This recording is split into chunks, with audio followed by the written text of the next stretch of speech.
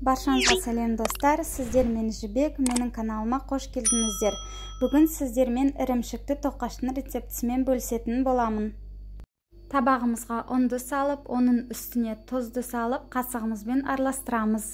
Жылы сүтімізді құйып, ерітілген сары майымызды құйып, араластырып, жұмсақ қамыр илейтін боламыз. Мен қамырымды кішкене қатты елеп қойыппын, сіздер жұмсақ етіп илесеңіздер жақсы болады.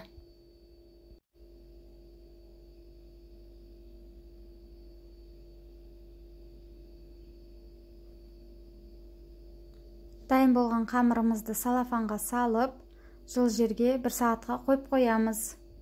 Енді салмасына сырымызды үккіштен өткізіп дайындап аламыз.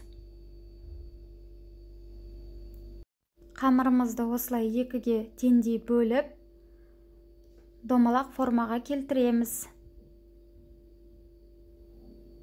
Одан кейін салафанға салып, тағы 5-10 минутқа қойып қоямыз. Енді қамырымызды оқтаумен жайып аламыз. Тым үлкен етіп емес, ішіне салмасы сиятындай етіп жайып алыңыздар.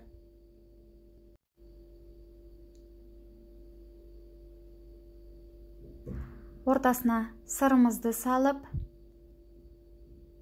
оқтаумен жайған кезде ішінен шығып кетпейтіндей етіп, түйіп, жабыстырып алыңыздар.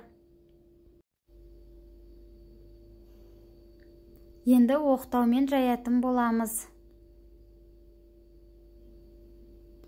Жыртып алмаңыздар, ақырындап оқтаумен жайыңыздар. Екі қамырымызды да дайындап алдық. Қызып тұрған табамыздың үстіне пісіретін боламыз. Асын ақырындатып қойып, бетін жауып, 5 минуттан әр бетін қызарғанша пісіріп аламыз. Міне біздің тоқашымыз көтерілді. Пышақпен ортасын кесіп, ауасын шығарып, екінші бетіне ауыстырып, тағы 5 минут пісіреміз. Қолдарыңызды байқаңыздар, күйдіріп алуларыңыз мүмкін.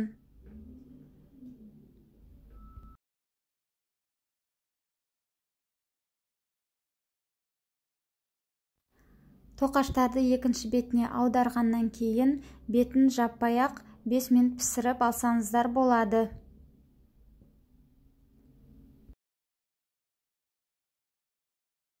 Піскен тоқашымыздың үстіне сары май жағып, ұсына берсеңіздер болады, бірақ сары май маңызды емес.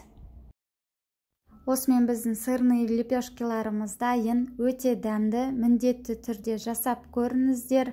Сіздерге ұнайды деген ойдамын. Сіздермен болған Жібек. Менің каналыма тіркеліп, лайк басып, комментарий жазуды ұмытпаңыздар. Назарларыңызға рахмет.